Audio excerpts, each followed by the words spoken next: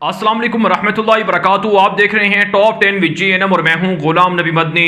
दुनिया भर से आज की 10 बड़ी और इंतहाई अहम खबरें जिन पर आज हम बात कर रहे हैं। नाज़रीन किराम, आज 30 अगस्त 2020 है। टॉप 10 विद JNM का शाम का बुलेटिन है। खबरों का सिलसिला शुरू कर लेते हैं। जो आज की पहली बड़ी खबर है, ये नाज़रीन किराम, पाकिस्तान और भारत के दरमियान लाइन ऑफ कंट्रोल पर आज शदीद झड़पें हुई हैं। भारत की जानिब से बिला इश्तियाल फायरिंग का वाकया पेश आया, जिसके जवाब में पाकिस्तान की फौज ने भारत को मुंह तोड़ जवाब दिया। भारत का एक फौजी अफसर पाकिस्तान की फायरिंग के नतीजे में मारा गया है, जबकि 3 के करीब भारतीय फौजी जख्मी बताए जाते हैं। इसके अलावा नाज़रीन किराम, LOC पर भारत के अब तक के 1900 से ज़ायद बार मुसलसल हमले हुए हैं, जिनके जवाब में पाकिस्तान ने भारत को अच्छा रिस्पॉन्स दिया है। तकरीबन हमारी इतलात ये हैं कि 50 से ज़ायद भारतीय फौजी रवां साल मुख्तलिफ जो भारत ने हमले किए उनके जवाब में मारे जा चुके हैं, जबकि 2 दर्जन से ज़ायद भारतीय फौजी शदीद जख्मी भी हुए हैं। नाज़रीन किराम, भारत लाइन ऑफ कंट्रोल पर खतरनाक असलहा पहुंचा रहा है। पाकिस्तान की फिजाइया मुसलसल अलर्ट है, किसी भी वक्त भारत के हमले का जवाब देने की ताकत रखती है।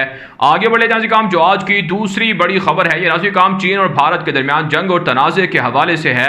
ताज़ा तरीन खबर सामने आ रही है कि चाइना ने भारत के इलाकों के अंदर सड़कें बनाना शुरू कर दी हैं। लद्दाख का 90,000 मुरब्बा किलोमीटर का इलाका है, जिस पर चाइना कंट्रोल हासिल करना चाहता है और तवील तरीन सड़कों का नया जाल बिछाया जा रहा है। इस हवाले से हमारी इतलात ये भी हैं कि चाइना अपनी आबादी को लद्दाख तक पहुंचाने की भी तैयारी कर रहा है। 5G नेटवर्क इंस्टॉल कर दिया गया है, खतरनाक फौजी एयरबेसेस बना दिए गए हैं और एयर डिफेंस सिस्टम भी वहां पर नस्ब कर दिया गया है। और अब इतलात ये हैं कि भारतीय नेवी को साउथ चाइना सी तक पहुंचा दिया गया है, ताकि चाइना के खिलाफ प्रेशर बढ़ाया जाए। लेकिन चीन ने कहा है कि भारत के खिलाफ वो किसी भी सूरत पीछे नहीं हटेंगे। माशी गलबा, अस्करी दिफाई गलबा भी जारी रहेगा। आगे बढ़े नाज़रीन किराम, जो आज की तीसरी बड़ी खबर है, ये मकबूजा कश्मीर से है।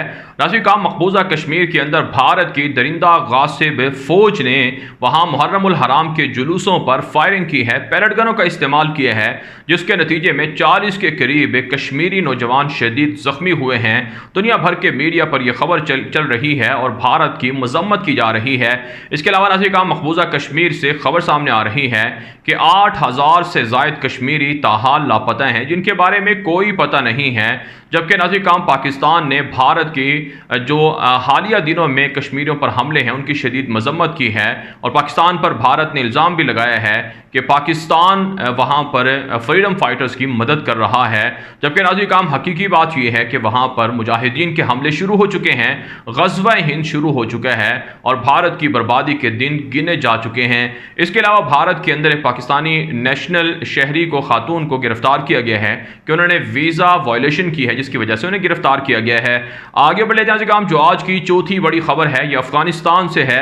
नाज़रीन किराम, हामिद करज़ई को, जो साबिक सदर हैं अफगानिस्तान के, उन्हें 48 रुकनी जो मसालहाती कमेटी है उसमें शामिल किया गया था, लेकिन हामिद करज़ई ने इस 48 रुकनी कमेटी में शामिल होने से इनकार कर दिया है। नाज़रीन किराम, आप जानते हैं अमेरिका तालिबान के दरमियान एग्रीमेंट हुआ है, उसके तहत सितंबर के अंदर इंटर अफगान मुज़ाकरात का राउंड शुरू होना है।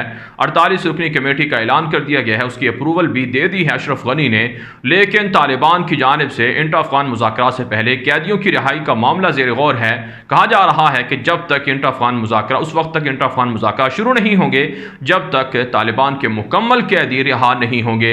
और आज तालिबान ने मुख्तलिफ सूबों के अंदर बड़ी कार्रवाइयाँ करते हुए 15 से ज़ायद काबुल इंतज़ामिया के फौजी भी मार डाले हैं। जबकि नाज़रीन किराम, इत्तलात सामने आ रही हैं कि तालिबान की हुकूमत सितंबर के आखिर तक मुतवक्के है और तालिबान ने इस हवाले से दुनिया के मुख्तलिफ बड़े ममालिक से राबते भी कायम करना शुरू कर दिए हैं। इसके अलावा नाज़रीन किराम, अफगानिस्तान से एक और ख़बर यह है कि अफगान तालिबान के 14 मुजाहिदीन शहीद करने का काबुल इंतज़ामिया ने दावा किया है, जिसे तालिबान तर्जुमान ज़बीहुल्लाह मुजाहिद ने रद्द कर दिया है। आगे बढ़े नाज़रीन किराम, जो आज की पाँचवीं बड़ी खबर है, ये कुवैत और सऊदी अरब के माशी बहरान के हवाले से है। नाज़रीन किराम, एक रिपोर्ट सामने आ रही है कि कुवैत जो गल्फ़ के अंदर इंतहाई इंतहाई अमीर मुल्क है जिसकी करेंसी दुनिया भर के अंदर सबसे ज़्यादा है, वहाँ पर माशी बहरान इस कदर बढ़ चुका है कि नवंबर के बाद कुवैती हुकूमत के पास मुलाजमीन को तनख्वाहें देने के लिए पैसा नहीं है। $5.5 अरब से ज़ायद का बजट खसारा कुवैत में चल रहा है। इसी तरह का माहौल सऊदी अरब के अंदर है, माशी बहरान है, $55 अरब का कर्जा बैरूनी दुनिया से लिया गया है, लेकिन वो भी ना काफ़ी है, बजट खसारा बढ़ता जा रहा है और आवाम के खिलाफ जो टैक्सों का बोझ है वो भी लादा जा रहा है।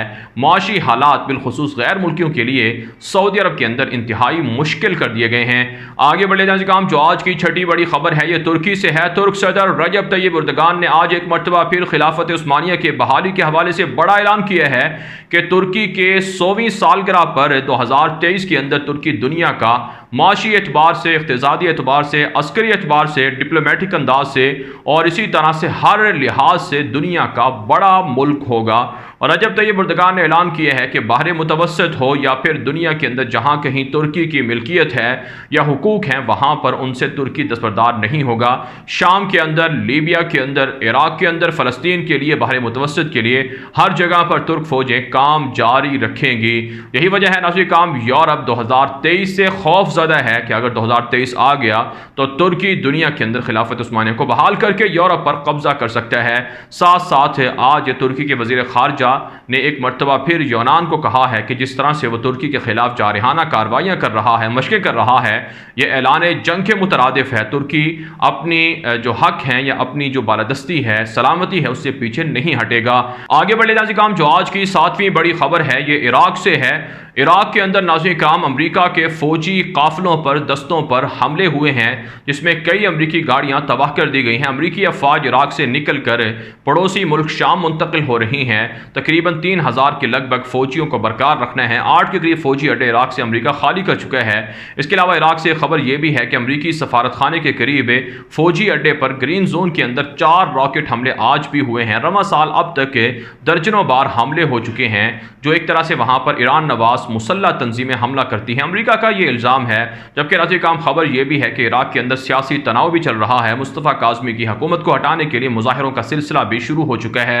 आगे बढ़े नाज़रीन काम जो आज की 8वीं बड़ी खबर है ये सऊदी अरब और इसराइल और अमरीका के ताल्लुकात के हवाले से है। नाज़रीन काम एक बड़ी खबर ये सामने आ रही है कि कल अमरीकी सदर डोनाल्ड ट्रंप के यहूदी दामाद जैरेड कोशनर और अमरीकी सदर की जो बेटी हैं इवानका ट्रंप वो वफद के हमरा सऊदी अरब का मुतवक्का दौरा कर रहे हैं और वली अहद मोहम्मद बिन सलमान से मुलाकात उनकी होनी है।